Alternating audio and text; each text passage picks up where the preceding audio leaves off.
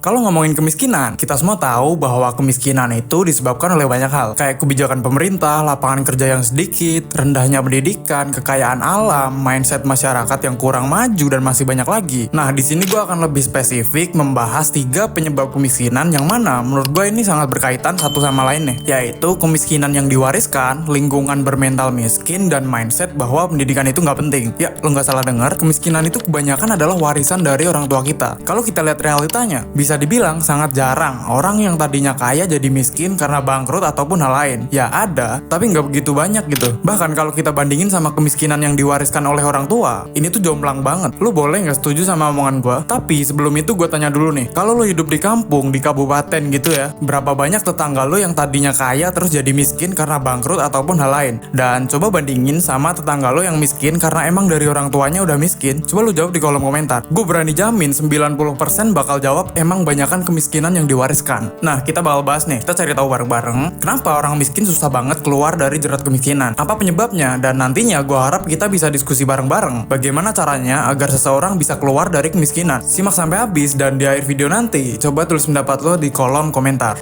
Kalau lo hidup di kabupaten atau perkampungan, lo pasti menyadari bahwa kebanyakan lingkungan di kampung itu kurang mendukung untuk kita bisa keluar dari jerat kemiskinan. Kenapa gue bisa ngomong gini? Karena gue sendiri mengalami hal tersebut. Ketika masyarakat di kampung lo nggak punya mindset untuk maju, sangat besar kemungkinannya buat lo terpengaruh oleh mindset tersebut. Dan yang lebih parah, lo bisa terjebak di lingkungan yang bikin lo nggak bisa berkembang. Misalnya nih, di kampung gue sendiri, kebanyakan masyarakatnya tuh masih menganggap pendidikan itu nggak penting. Nah, akibatnya, anak-anak mereka, which is temen-temen seumuran gue, mereka tuh banyak yang pendidikannya cuma sampai SD ataupun SMP. Ya, ini kan bukan karena anaknya nggak mau lanjut sekolah, tapi karena pola asuh orang tuanya yang cenderung abai dalam hal pendidikan gitu. Gue tuh yakin semua anak kalau dididik orang tuanya dengan benar, pasti mau kok disekolahin. Jadi kalau ada orang tua yang beralasan kayak emang anaknya aja yang nggak mau sekolah, menurut gue itu tuh omong kosong. Ya, elunya aja yang nggak bisa didik anak gitu loh. Ini bukan berarti orang yang lulusan SD atau SMP tuh nggak bisa sukses, nggak gitu. Orang yang lulusan SD atau SMP tetap bisa sukses, tapi ya lu tahu sendiri kan, kalau zaman sekarang itu nyari kerja susah. Bahkan yang sarjana aja banyak yang nganggur, apalagi yang lulusan SD SMP. Tentu peluang buat mereka mendapat pekerjaan yang menjanjikan bakal lebih kecil. Pasti lo bakal bilang, kan bisa jualan bang. Lu kira jadi pengusaha itu gampang? Jualan tuh juga butuh skill, butuh mindset yang maju, butuh mental yang kuat. Ya intinya jualan tuh nggak segampang yang lu pikirin gitu. Tetap butuh yang namanya pendidikan. Nah, kalau pendidikan masyarakat rendah, dampaknya bisa kemana-mana nih. Lo pernah gak sih punya tetangga yang lebih takut anaknya hamil duluan daripada anaknya miskin di masa depan? Gue sendiri punya banyak tetangga di kampung yang punya pemikiran gini. Lo sekolah entah sampai SMP atau SMA, terus lo kerja. Kalau udah kerja, secepatnya lo harus nikah untuk menghindari zina. Asli, kalau lo hidup di kampung atau di kabupaten, pemikiran-pemikiran kayak gitu tuh masih banyak gitu loh. Bahkan ya, orang-orang di kampung gue, ketika melihat anaknya pacaran, itu tuh langsung kepikiran buat segera menikahkan anak tersebut.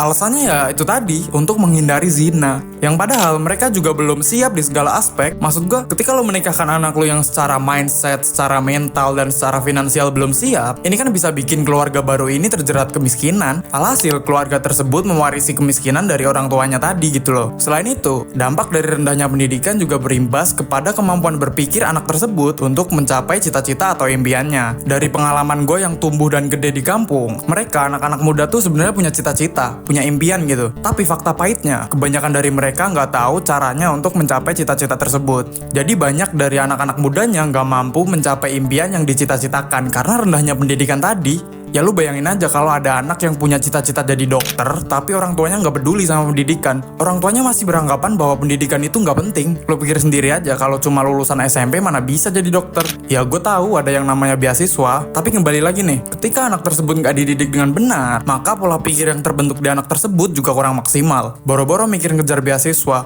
Orang kalau dapat bantuan dari sekolah aja malah buat bayar cicilan motor. Emang ada yang kayak gitu bang? Oh banyak. Bahkan kalau kita ngomongin mapan, standar kemapanan di lingkungan kampung tuh yang penting lu udah kerja apapun, walaupun lu belum punya rumah, walaupun lu nggak punya tabungan. Dan kalau ngomongin nikah, yang penting lu punya duit buat resepsi aja, itu tuh udah dihitung mapan.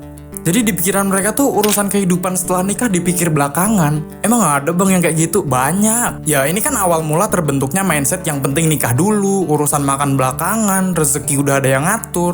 Yang penting punya anak dulu, urusan biaya kehidupan anak belakangan. Nanti udah ada rezekinya masing-masing. Ya ini kan pemikiran yang kurang tepat gitu loh. Kemudian kalau kita ngomongin lingkungan anak mudanya, di kampung tuh masih banyak anak muda yang belum bisa berpikir secara mandiri atau nggak punya keinginan untuk bisa hidup mandiri. Masih banyak tuh sekumpulan anak muda yang kalau siang tidur tapi malamnya ngumpul rame-rame cuma buat mantengin judol. Ya gimana mau mapan coba? Gimana caranya lo keluar dari kemiskinan kalau keseharian lo cuma siang nganggur malamnya judol? Kalau gini ya sampai kapanpun, sampai lo bau tanah juga lo bakalan tetap miskin gitu loh. Tapi kalau ini sih kayaknya nggak cuma di kampung ya. Di kota-kota juga masih banyak tuh orang-orang yang modelannya begini.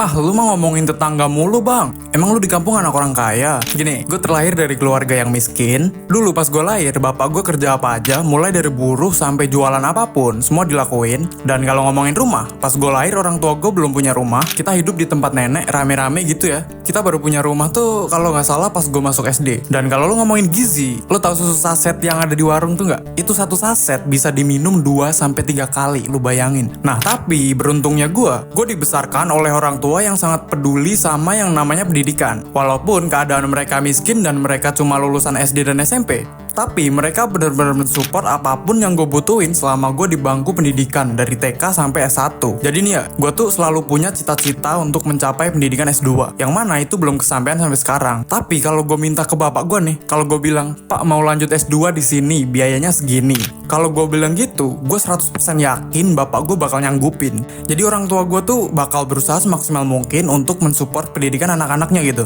Tapi ya makin gue gede, gue juga makin punya pikiran buat gak nyusahin orang tua terus gitu ya. Jadi gue memutuskan untuk nabung sendiri buat mencapai impian gue melanjutkan studi S2 tersebut. Sekali lagi gue sangat bersyukur walaupun gue dilahirkan di keluarga miskin, tapi mindset orang tua gue tuh udah bener gitu loh. Orang tua gue tuh selalu bilang gini, lu sekolah setinggi-tingginya, gak usah mikirin lu nantinya kerja apa. Kalau lu pinter pasti lu bakal berguna. Gak ada yang sia-sia dari yang namanya pendidikan. Nah dari gue kecil sampai sekarang, gue tuh selalu inget tuh. Jadi pendidikan yang mereka tanemin dari kecil ke gue ini tuh bener-bener membentuk mindset dan karakter gue untuk berusaha keluar dari kemiskinan. Nah yang jadi masalah, gak semua orang tua miskin punya pikiran seperti itu. Realitanya masih banyak orang tua yang menganggap pendidikan itu hal yang gak penting. Jadi sangat sulit buat anak cucu mereka untuk terlepas dari kemiskinan struktural. Lu boleh gak setuju sama pendapat gue, atau mungkin lu punya pendapat lain. Tapi berdasarkan pengalaman gue, cara yang paling ampuh untuk keluar dari kemiskinan ya dengan pendidikan setinggi-tingginya gitu. Jadi poin gue di sini adalah kurangnya kesadaran akan pentingnya pendidikan di masyarakat kita,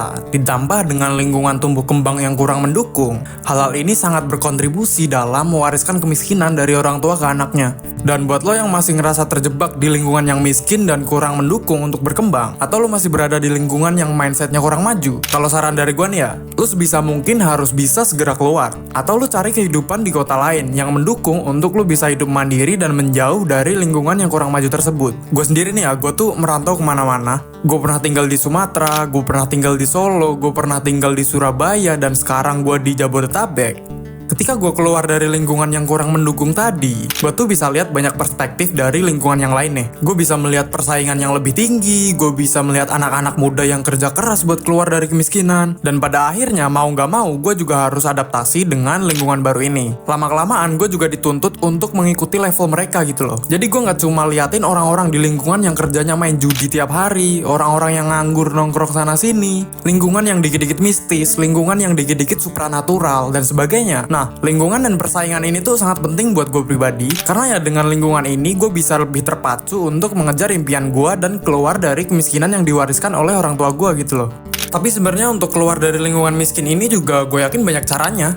Gue sangat yakin tiap orang punya caranya tersendiri sesuai dengan kondisinya masing-masing. Jadi yang gue omongin ini berdasarkan pengalaman gue. Bisa jadi relate sama kondisi lo, dan mungkin lo juga punya cara lain untuk keluar dari lingkungan tersebut. Karena sekali lagi, kondisi tiap orang itu beda-beda, dan solusi untuk tiap orang juga beda-beda. Oh iya, satu lagi nih, buat lo yang terlahir di keluarga miskin, gue pengen denger cerita dari lo, apa yang udah lo lakuin untuk keluar dari kemiskinan. Dan apakah lo sependapat bahwa kemiskinan itu diwariskan dan diperparah oleh pola pendidikan orang tua yang salah? Atau lo punya pendapat lain nih? Coba tulis pendapat lo di komen.